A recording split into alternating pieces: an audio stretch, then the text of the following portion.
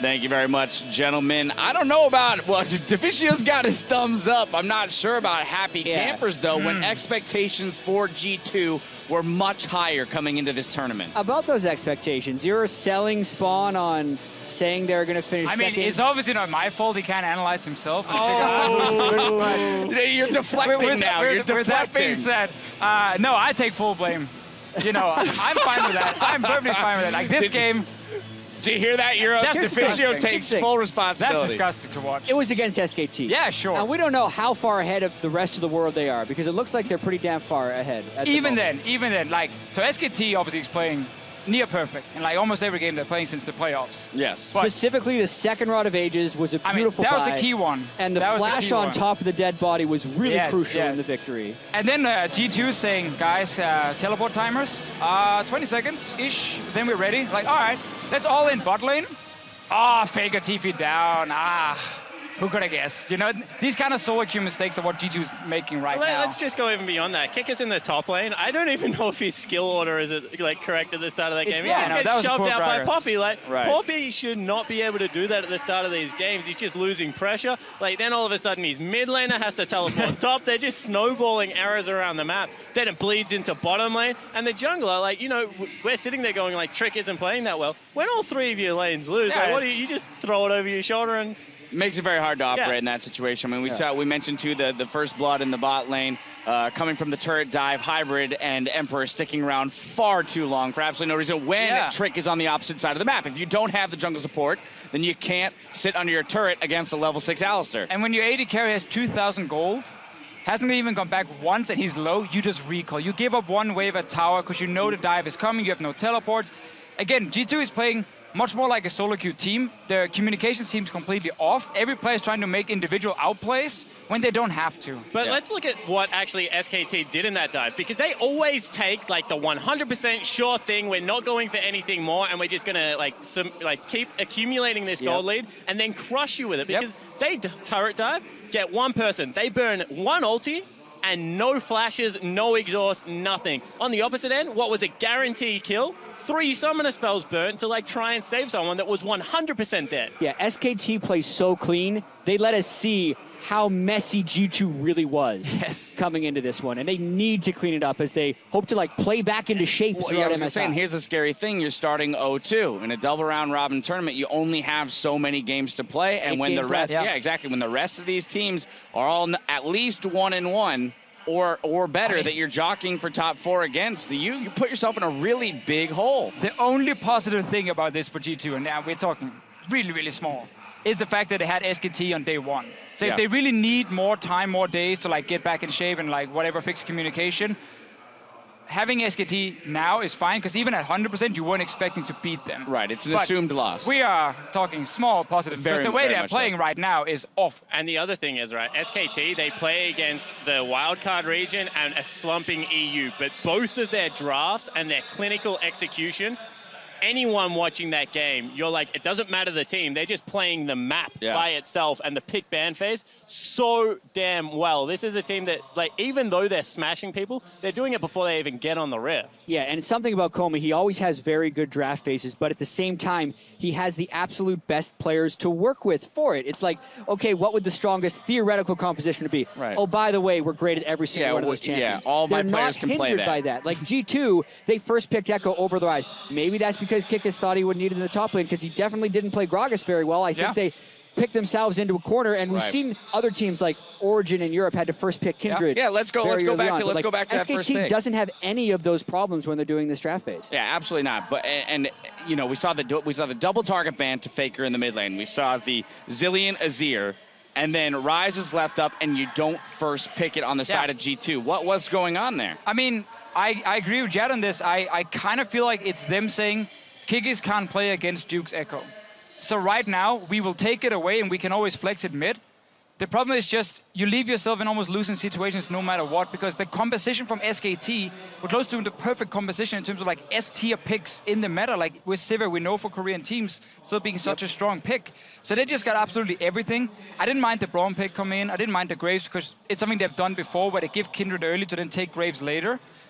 The first pick is just where it goes wrong, because if your answer is then flexing Echo mid and putting the Gragas top lane, which Kikis couldn't play, like at all. He missed almost everything in this game.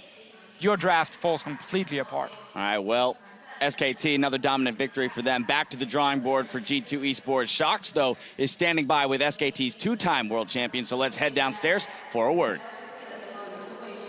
Thank you very much, Dash. I'm standing by here with Faker himself after going 2-0 on the day with SKT. First off, congratulations, of course, Faker. It looks like some of the other teams have having problems on the first day playing here, yet you guys look fantastic straight from the start. How do you think you did on day one of the tournament? 페이커 선수 우선 승리를 축하드립니다. 지금 1일차에 많은 팀들은 지금 경기력이 난조를 보이면서 좀 힘들어한 모습 보였었는데 이제 SKT 팀은 가뿐하게 2승을 거뒀는데요. 1일차 경기력에 대해 평가한다면 어떠신가요?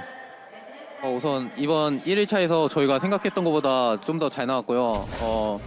이전에 저희가 연습 경기를 다른 팀들이랑 좀 많이 해봤었는데 그때는 좀 저희가 최대한 열심히 했음에도 불구하고 좀 많이 졌거든요. 근데 그렇기 때문에 좀 운도 좀 좋았던 것 같아요. So I think we performed very well for our first day. During scrims for the tournament, even though we played our best, we struggled and lost a lot of games against other teams. So I think for today, we had some luck during our games, and overall, we did pretty well. Well, I do have to ask you about your last game here specifically versus the European champion G2, and a lot of eyes were on Perks versus Faker. Of course, we want to know your opinion on the team and maybe on the mid lane matchup in specific. 이번 매치업이 어쨌든 유럽 챔피언과 이제 한국 챔피언 그리고 특히나 이제 유럽에서 가장 잘하는 미드라이너 손꼽히는 이제 퍽스 선수와 페이커 선수의 대결이었는데 많은 이제 관심도 모아졌고요. 경기를 해보니까 이제 상대 미드라이너 선수 퍽스 선수나 이제 G2 팀에 대해서 어떻게 평가하시나요? G2 팀이 일단 이전에 결승전을 살짝 봤었는데 그때는 굉장히 잘했었는데 오늘만 봐서는 좀 그때 경기력이 많이 안 나오는 것 같고 이대로 가면 좀 G2도 많이 위험할 것 같아요. So we watched their final game at the EU LCS, and we thought they were a really good team at then. But I think today they kind of struggled and they didn't play as good as the EU LCS finals. So I think if G2 maintains their game level as today, they would have a hard time at MSI. Well, I think I can agree with that. When talking to a lot of people and the viewers as well, they think that SKT is the absolute favorite for this tournament, and it's kind of up to be decided who will be the second, third, and fourth place. Who do you think will be your biggest challengers this tournament, and why? 지금 많은 사람들이 이제 SKT 팀이 MSI에서 가장 강력한 우승 후보라고 이제 거의 당연시하게 생각하고 있는데 그럼 이제 반대로 이제 2, 3, 4등 중위권 싸움이 되게 치열할 거라 예상하고 있어요. 근데 페이커 선수는 이제 우승에 가장 크게 걸림돌 낼 수 있는 견제되는 팀이 어디라 생각하시나요? 우선 최근에 오늘 경기만 봐도 RNG 경기력이 굉장히 좀 좋았던 것 같고요. 그리고 좀 중국은 좀 제가 언제나 좀 잘한다고 생각을 해서 RNG가 아무래도 좀 2등을 할 가능성이 높지 않을까 생각하지만 좀 다른 팀들도 2등이랑 크게 차이 없을 것 같아요. Hey, watching today's RNG's game, I think they performed very well, and I don't know, I just think that LPL in general they're very strong, and so I think RNG will get second place, and I'm not sure about other teams, but it's gonna be very hot competition for the second place for this tournament. Well, you say RNG second place. Of course, we have to think back to last year's MSI, and SKT is such a successful organization, but that MSI title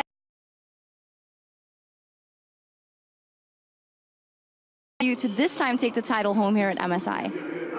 SKT 팀이 이제 롤 모든 프로팀 중에서 가장 우승 경력이 많은 그런 엄청난 팀인데 유독 MSI 우승 타이틀만 없어요. 작년에 이제 EDG한테 지면서 그래서 그만큼 이번 대회가 좀 임한 자세가 남다를 것 같은데 MSI 대회가 어떤 의미가 있나요, 페이커 선수한테는?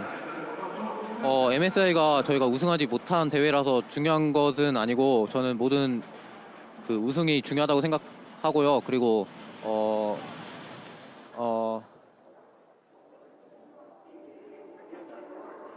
네 그런 것 같아요. Okay, it's not that MSI is important because we weren't able to win last year, but I just think that winning every tournament is like same amount of importance to me.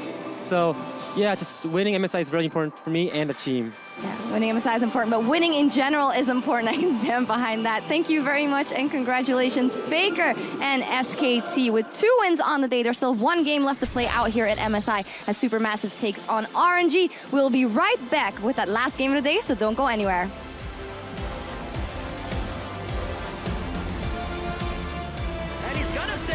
Throughout, it gets the heal from Bang. They're going to be going for the full fight. Summoners used across the board, the exhaust as well from Wolf, and they're locking down the priority target. Oh, that is absolutely sick. What? That's just disgusting. No, you can't see him. Walk back.